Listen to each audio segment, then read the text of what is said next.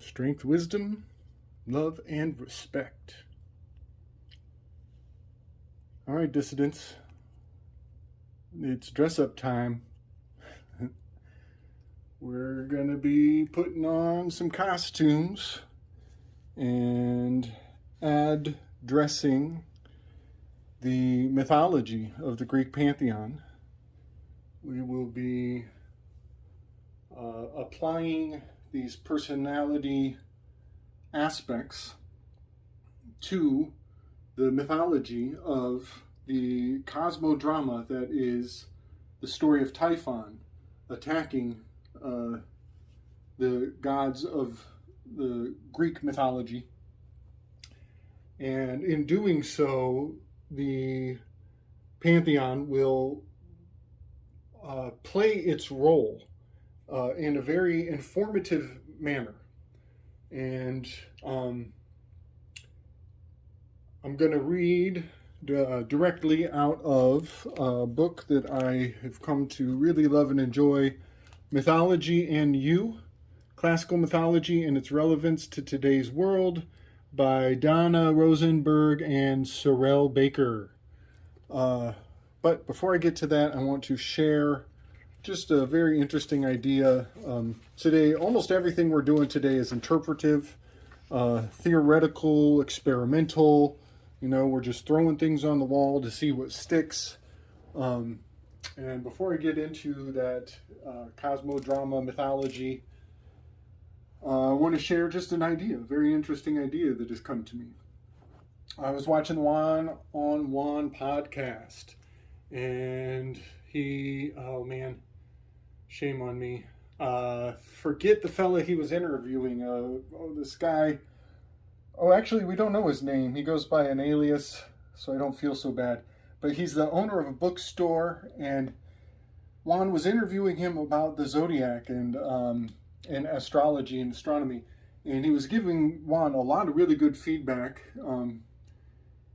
And Juan asked a very pertinent question. He says, for the skeptics, they would take offense to the idea that their success in life and all that they've done to come into their own, that it would offend them to think that it had anything to do with astronomy or astrology, because they didn't use it, they didn't depend on it, and they were perfectly successful and fulfilled in their life. And they are even feel that it's removing some of their self-worth to give any credit to, the stars. So he asked his guest, what would you say to people who think that way, with that kind of mind? And his guest seemed to have addressed this question before, because he had a great answer. He says, a lot of people are focused on the how, and that they do not consider the why. And in fact, that the why is often underappreciated. And so they know how they came to be successful. They know how their path was fulfilling. And that's enough for them. They don't need to speculate on the why. And that it's very possible that it is the why they do things that is astrological. The cycles of the heavens, your Schuster salts, the cell salts, your fundamental relationship to the people around you and their imprinting of astronomy, astrology, psychology, all the ologies in their life. That is very much the hidden realm, the whys of it all in the realm of forms. But they can very easily relate the material aspects of their life for a sense of a full world view of what got them to where they are. And when he said that, I found it so fascinating because from an Enneagram perspective, the how, why, now this is a bit of a flip, but the how and the why divide here, that Cartesian split is this division between the feels and the thinks. And it just kind of flipped a switch in my mind, because I'm wondering if this is the Yahweh.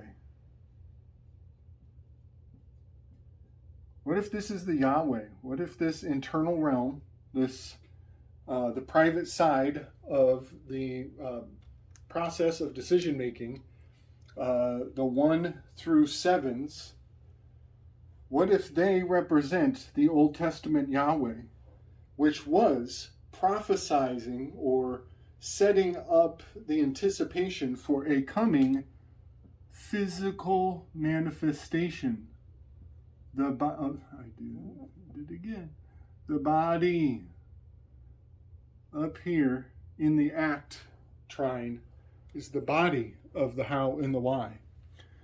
And I get a lot out of thinking about that possibility, that the Yahweh is the internal process between the feel and the think, and that this externalizing of fulfillment, the act, the body up above, is the Christ character. Again, falling back on the theory of, Moses putting the serpent in the desert to heal the Israelites, that the serpent, again, fulfills this 9, which means serpent, teth in Hebrew. It's very, very gratifying to consider that is a possibility. And there's a lot more to that. There is a whole lot more to that. But I just thought I would share that the how and the why kind of fit into the Enneagram in a very lovely way. And I will point out that I had to put how on this side and why on the right. How became the left, why became the right. But if we were Hebrew, we would be reading in the opposite direction. So it actually fits this reversal of, from right to left, left to right, because it's the how is over here with the 2, 3s, 4s, and the way of the Y becomes the 5s, 6, 7. So it actually flows in the opposite direction we read. It's true to the right to left reading style. So, I definitely think Sir Francis Bacon was obfuscating a lot of things when he put forward the English language, but it's beyond him. I think it started way before him. But yeah, the intrinsic reversal of, Eastern language going from east to west on a map, and Western language going from west to east. There's so much more to that. Back in a certain phase of history, silver was valued in the east, so it was harvested from the west and moved to the east. And gold was valued in the west, so they would harvest it in the east and move it to the west. So the silver and the gold going in different directions is a very ancient spell. It's been in play for a long time, and it's important to keep it in mind. And that is why Mercury stole the bowls and went back and forth and back and forth and back. It's Bostraphodon. And Bostraphodon writing is the power of exchange. We're still doing that today with our petroleum. You harvest it from one place and you have to get optimal value by shipping it as far away as possible. That keeps the machine moving. It's quite the shell game. Get it? All right. Moving into the story of the Greek pantheon and dressing up the Enneagram in the costumes of the gods of old. This is a very quick chapter. I'm going to try to read it very quickly. But before I do, I want to, so I don't have to interrupt myself. So in this story, they're going to put Hades, they're going to set Hades aside. Hades. And I'm going to put him here. They do mention him. He gets a quick mention, and then he is set aside in the story. And Pan takes his place. Pan is, he's part fish, which is the Hades aspect, and he is a goat, which I believe is a Hermes aspect. So he is a twin of Hermes in a very interesting way. He and Hermes are quite powerfully correspondent. But Hades will step aside for this drama, and Pan will take that place of the Pluto and the Nine. And you'll see how in just a moment. Also, I want to address very quickly, Zeus is almost always correspondent with Jupiter, the sign of Jupiter. In this story, he is playing out Mars. Because, and you'll see what I mean. In this story, he will be playing the role of Mars. And this is part of what I was saying about the interpretive value of this, because Zeus, in so many ways, should be over here, the lustful one, the enthusiast. He should be an enthusiast. But as he's being challenged and being put in a leadership role for the sake of this story, as the challenger, the number 8, is coming to call, he has to put himself in this leadership role of the ram of Mars, of the initiation of the beginning, the head of the pantheon. Okay, so you will see some shuffling around going on, but I just want to point out how the Greek characters wear Egyptian masks, and how they also have these powerful relationships to the planets and the planetary bodies that have a lot of consistency that's very valuable. And this is kind of just the beginning of taking this Enneagram to all new levels, I believe. So I'm going to read this as quickly as I can.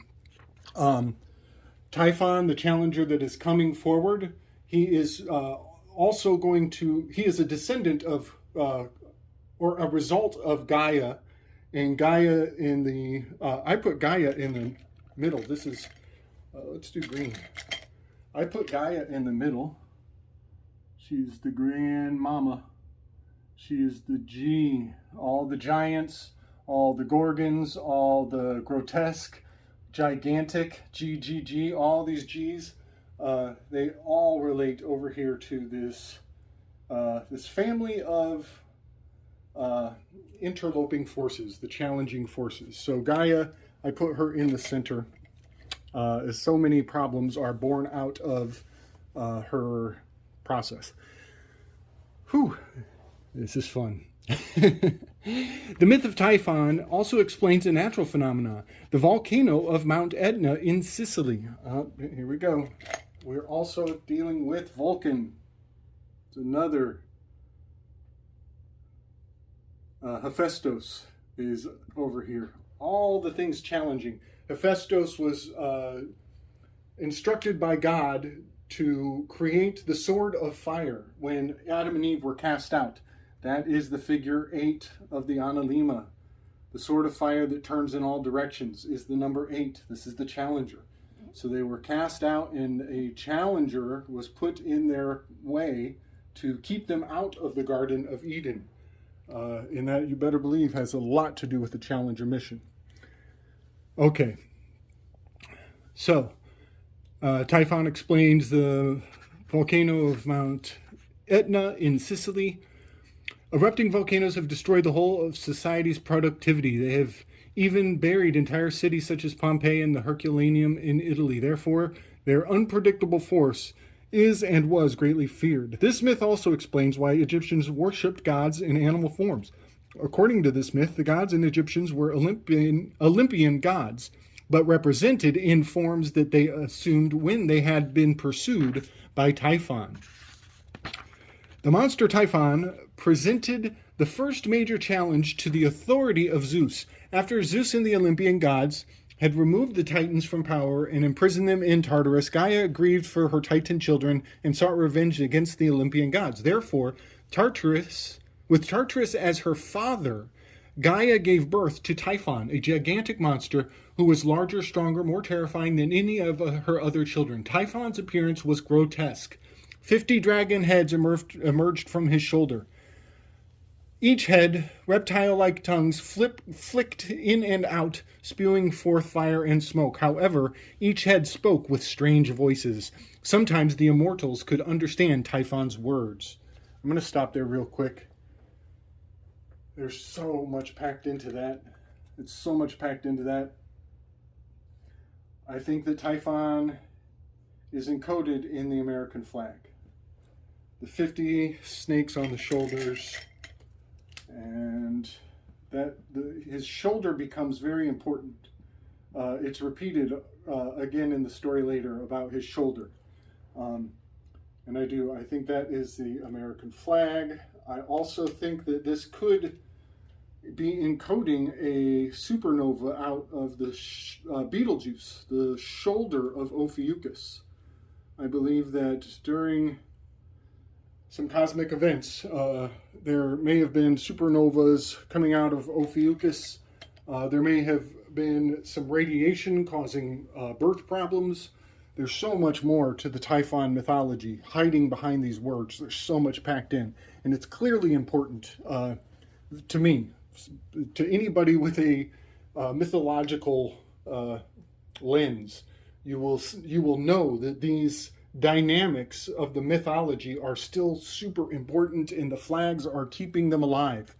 The standards are keeping them alive in a major way. All right. Yeah, the strange voices. Each head spoke with strange voices. I could go on and on about that. There's deep mysteries afoot. Tell you what. All right. Sometimes the immortals could understand Typhon's words. That goes to the... God, I'm never going to get through this. That goes to the Pythias, the Orphic mysteries. They were listening to the voice of Pythos, a serpent that had been buried under the ground, and they were breathing up the fumes of his decaying body and having visions and being able to interpret and prophesize because of breathing in the fumes. There's so much more to that. So much more to that, and I think the placenta's in play, but I don't want to derail. However, at other times, Typhon bellowed like a bull, roared like a lion, and barked like a dog. There we have the tetramorph, and the Sphinx comes into play. This is building up the zodiac, by the way. All of these ingredients create a zodiac. I've actually done previous works on that, but we're doing this in a whole new light. His body was winged, yet he had godlike legs around which hissing snakes coiled. He stood taller than the mountains, and his head often touched the stars. One of his hands reached far to the east, and the other far to the west. At his mother's discretion, Typhon challenged the right of Zeus to rule the Olympian gods in the universe. With terrible roars and hisses and spewing streams of fire from his 100 mouths, Typhon set forth to conquer his enemies. As he approached Mount Olympus, he hurled fiery rocks at the fortress. Far-seeing Zeus thundered an urgent warning to the Olympians, which shook the heavens above the world and below, as well as the earth's surface and the ocean. The monster belched flaming storm winds, which Zeus met with searing lightning bolts, and the incredible heat charred the earth, scorched the sky, and boiled the seas.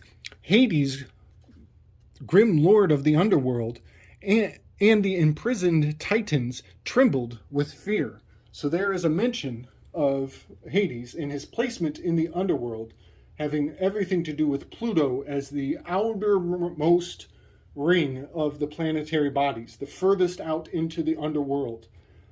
This is going to be very important. Hades being in the position of Pluto, that's going to be very important going forward. But from this point in the story, this position of 9, that outer ring, the outermost, is about to be corresponded or fused with the myth of Pan. So the fish goat is going to take that position here going forward. So the Olympians were so frightened by the sight of Typhon that they abandoned Mount Olympus and fled for the parched land of Egypt, where they sought refuge from the invading monster. There, the shepherd god Pan cunningly counseled the Olympians to transform themselves into animal forms in order to deceive their pursuer. I do believe very strongly that this might be the original source of Halloween. And I don't know if anybody has ever posited that theory. There, the shepherd god cunningly counseled the Olympians to transform themselves into animal forms in order to deceive their pursuer. Accepting Pan's advice, loud thundering Zeus became the ram. Far-shooting Apollo became the crow. Hermes, the wayfinder, became the stork. And ivy-wreathed Dionysus became the goat. Arrow-raining Artemis became a cat. Gold-throned Hera became a snowy white cow. And silver-footed Aphrodite became the fish. So I think I was wrong there when I said Hermes is the goat. It turns out Dionysus is the goat. That actually makes more sense. I'm glad I got that clear. Dionysus is the goat. Hermes is the stork, the storgy. This is profound. I'm actually really stoked to find this out because of the storgy being the brotherly love of the family. That's really powerful because the Germans are the brothers, and he becomes the stork, the storgy. I love this. So yeah, Germans and the stork. That's really something. So he's also known as the Wayfinder. So I'm just going to do a quick dress up here. We've got Zeus is the ram, Hera is the cow, Aphrodite becomes the fish, and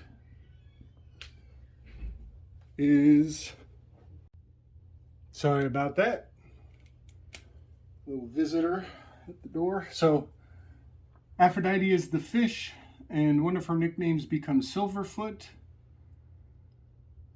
That is pretty gratifying, as we know that the fish and the feet are powerfully correspondent with the sign of Pisces. So that's pretty interesting just to take note of. That she is the Silverfoot of Pisces. And Artemis is the archerer, giving her a very powerful Sagittarian correspondence. The archerer, right? And Apollo is the crow, which is related to the raven. They're not exactly the same, but they are related. That has a lot to do with chromosomes and tracking. There's a lot to this. I'm just going to float that out there. And, we're almost getting to the Chronos as well. We're super close to the crow with Chronos. But I'm just going to put that forward, that Apollo as the crow, there's a lot more packed into that relationship. Now, Artemis and Apollo are twins. And I just got to say this very quickly. I believe that Artemis at one time may have been in the position of the individual number 4. And that the story of the Apple of Discord in Hera, Artemis, and Aphrodite fighting over the Apple of Discord may have been part of why Artemis was removed from her position as a 4 and shuffled over to a 6. When cultures fuse together, somebody has to lose their mantle and get relegated to a new position.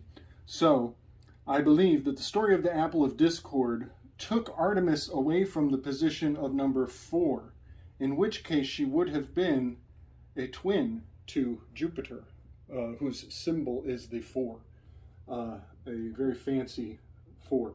And not only that, not only would she have once been a 4, twin to the symbol of Jupiter, but Uranus, this planet, the Astrological Society, they almost gave Uranus a very interesting symbol instead of the one we see today.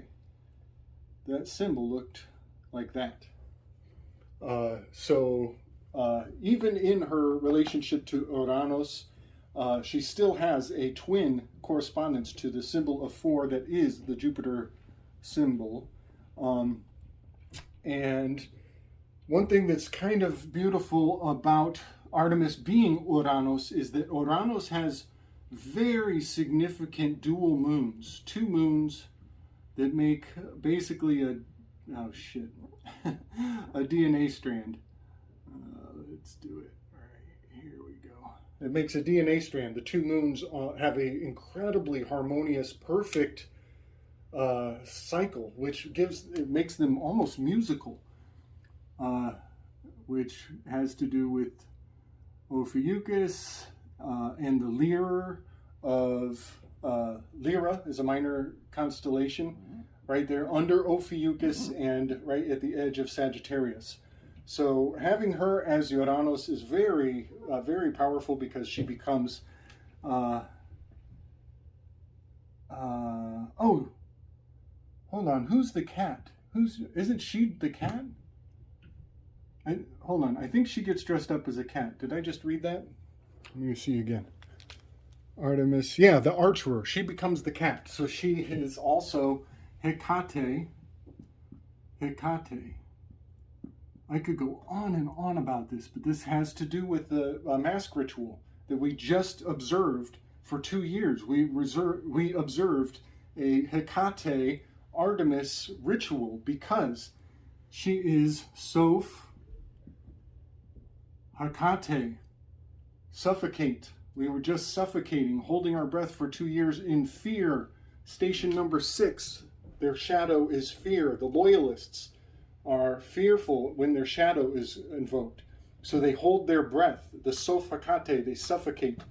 This is a very powerful Uranus, this station, this corner of the Enneagram. It's so important, it's so significant. I can't say enough. But having the cat is very important because here we have Bast, here we have Sekhmet, here we have Ruth Bader Ginsburg with her autobiography called Meow in Words. In Words. Meow in Words. Her book was called My Own Words. Okay, I'm getting way off track. So yeah, the Greek pantheon dresses up in Egyptian costumes and hides while Typhon is searching for them, seeking them out. So I'm glad we sussed some of that out. There was a lot of information baked into taking these characters and giving them new costumes. When Typhon reached Egypt, he could not find the Olympians, seeing only various kinds of animal life. Typhon turned north towards the Mediterranean Sea. As soon as Typhon had turned his back upon the animals, Olympian Zeus resumed his shape, gathered his thunderbolts, and, keeping a safe distance from his monstrous enemy, struck Typhon from behind, stunning him. Then the loud thunderer was able to approach Typhon and wound him with a stone sickle. Very likely, we are talking about the moon and Mars being in play in a battle of the heavens. This is going to fulfill the theory that the moon came from Mars, was handed down from Mars, and also how Mars got its scar, the scar of Mars, and how the sickle was used against itself. Listen closely, you'll see what I'm saying. Typhon quickly recovered his senses, realized his peril, and tried to flee. However, Olympian Zeus seized him, and the two immortal beings struggled hand to hand for ultimate power. This is where Velikovsky comes jumping into the scene, folks. This is Kronos was at the very crown at the North Pole, and Mars was underneath Kronos. And so there is a battle, the lightning discharge, the electric discharge from the columnar axial alignment, and all hell is breaking loose. Typhon fought fiercely, then twisted his body around Zeus like a giant snake, thereby immobilizing the Olympian. Then Typhon wrenched the stone sickle out of Zeus's hands and used it to remove the tendons from the Olympian's hands and feet. This also is encoding the story of Samson getting his hair removed by is it Danae? Who is it? Sheba, the Queen of Sheba.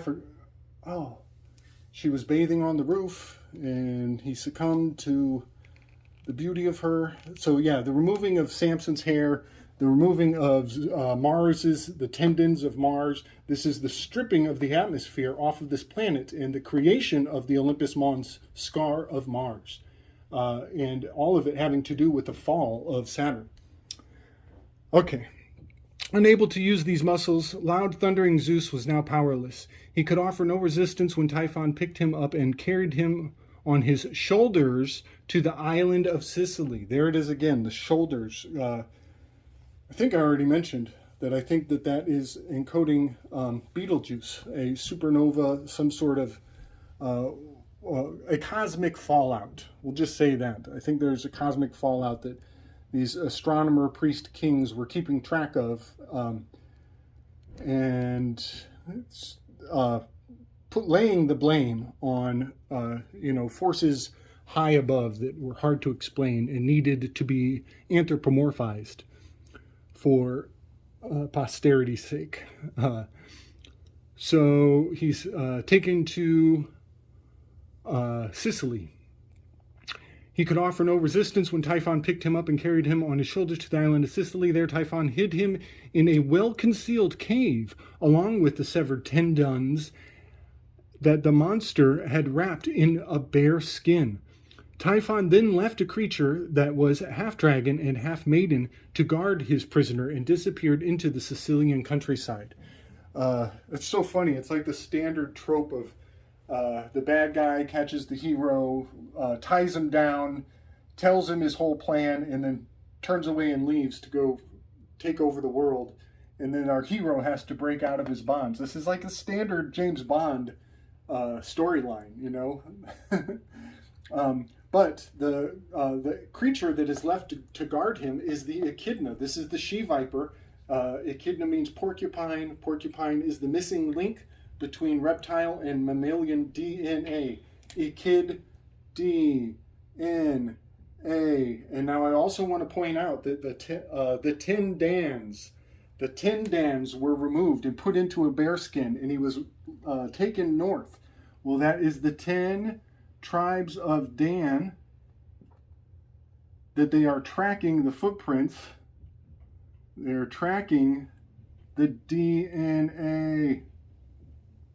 This is all still important, still in play to this day. The 10 tribes of Dan, who are highly vilified in a major way. Wrapping them in the bear skin, that is telling you about the bear star and the Big Dipper, pointing at the North Star. Okay, that might not be a very appropriate drawing. We're going to take that down. Also, off the island of near the island of Sicily, right off of the coast of Greece, there is an island. I'll try to pull up a map, and it looks like a damn dragon foot. This whole island looks like a big dinosaur footprint. Very interesting, and it's right next to the Italian boot that is kicking the island of Sicily, where the actual volcano of Mount Etna is located, and that volcano acts up very regularly. So the Echidna, the Etna, the Typhon are all the can that is being kicked down the road by Italy. So if this is Italy, Sicily is like here, and that is actually where this volcano of Typhon erupts pretty regularly. It actually erupted recently when they fired up CERN, and the Georgia Guidestones got kicked down. So that event that was immortalized in the movie Stranger Things was actually played out in real time there on the 6th of July this last year. So the significance of these stories are still echoing in a very major way, being played out and instilled into the next generation, handed down like a torch in a Olympian triathlon, you could say. Okay, so yeah, Typhon left Zeus incapacitated with a half dragon, half maiden, the Echidna demigorgon that is Medusa. Time passed. Zeus had given up all hope of rescue when Hermes the Wayfinder and Pan, the god of shepherds, arrived at the secluded cave. Since Typhon had not seen any Olympian but Zeus in Egypt, he had made no effort to disguise the path that he took, and he was transported his prisoner north to Sicily. Fortunately for his pursuers, the smoke of his fiery dragon's heads guided them reliably across the Mediterranean Sea. Therefore, upon reaching Sicily, the Wayfinder and Shepherd God found the scorched trail apparent. They followed it, but very slowly, very carefully, for fear of meeting Typhon. Meanwhile, the dragon maiden, knowing the prisoner to be helpless and the cave's location to be concealed, slept. So one thing that's really interesting in that single paragraph is they actually convey whole chapters out of the art of war. The concealment of your tracks, the reading of your enemies' smoke signals from afar. It's quite impressive how many strategic lessons are packed into a single paragraph there. So they put the 10 dins back into Zeus, and he pops up and he fights his way to redemption. So that's the gist of the story. I think I'm going to call it here because I know we went far and wide, but I just wanted to show how the 9 stations of the Enneagram are immortalized and very dynamically available to these ancient myths and legends, and I'm quite sure they're being used in very high places today. And it's just really fun to do this in the season of Halloween, you know. I want to point out that we are coming into eclipse season, and this is going to be where Hera, a lot of hair-raising experiences, will be reinvigorated, as Hera, the moon, here the number 2 with the moon, the cow, the horns of the bull. She also Isis, I know, many other things, but Hera in particular, her story, in many ways, she is encapsulating the dynamics of the eclipse, because she gets trapped in other stories. She gets trapped in a throne where she is stuck in place for a prolonged period so that her son Hephaestus can interrogate her about his origins and learn horrible truths from her. So that dynamic is brought forward in the, what do the kids call it? The Extinction Rebellion movement. A bunch of these silly kids super glued themselves to the seat of the Chamber of Commerce and refused to be removed. It was peaceful resistance. But the interesting thing, I'll bring up the graphic, but the headline was actually like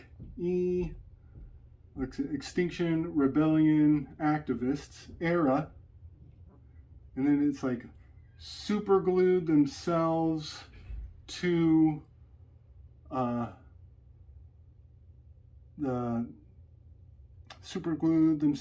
in Chamber of Commerce, or super glued themselves, it's just one S. So it's actually era stick, the headline. I didn't even have to shuffle the letters. The headline was ERASTICC. It was era stick. And so they are doing an eclipse ritual by sticking themselves to that chair, much like Hera was stuck to the throne, so that her child could flip the power dynamic and question her. So that these children are grilling the adults on how they've been behaving. It's quite profound. It's so profound. And it's so valuable to know how these myths have been re-injected into the consciousness and what it means psychologically. Also, if you caught us on the Weaving Spiders, thank you very much, Rachel. She made a great point that they're weaponizing a logical fallacy called availability. Am I spelling that right? Availability. Heuristic. And that just blows my mind that the Era stick stuck to the throne, and they're weaponizing the availability heuristic by only harping on what is lacking. They are having a powerful lack mentality and not being solution oriented whatsoever. Seems like everybody in the news is regressing into childlike behavior in a very powerful way. It's quite fascinating. Another story, Hera, she gets distracted by Echo. This nymph, Echo, is sent in to engage Hera in a conversation so that she will remain in place long enough that Zeus can gallivant around and hook up with whoever. But in that story, Echo is keeping Hera stuck in place. And here again, we have a youth tricking the matriarch into being trapped in her seat. So again, Hera and the moon is playing out a fascinating eclipse ritual by being stuck in place. So like I said before, we were going to test out the two. We were going to test if twos relate to the moon strongly enough, and if their relationship to their archetype is powerfully confirmed. And sure enough, number twos are givers. They are givers. And Hera forgives. She forgives Zeus over and over and over and over. See the connection? The four gives. She gives Zeus a million chances to fuck up, and he takes advantage of it in perpetuity, you could say. Okay, so these are some of the good examples, and maybe a glimpse into my mind and how it really works. Hope you guys dig it. Shoot me some comments. Tell me how crazy I am or how much you love it. Happy flipping Halloween. We're going to move forward and start putting real life world leaders in their, we're going to put those MFers in their place. All right. Big love and respect. Happy Halloween. Happy eclipse season. Try not to give up. Keep on keeping on, y'all. Strength and wisdom.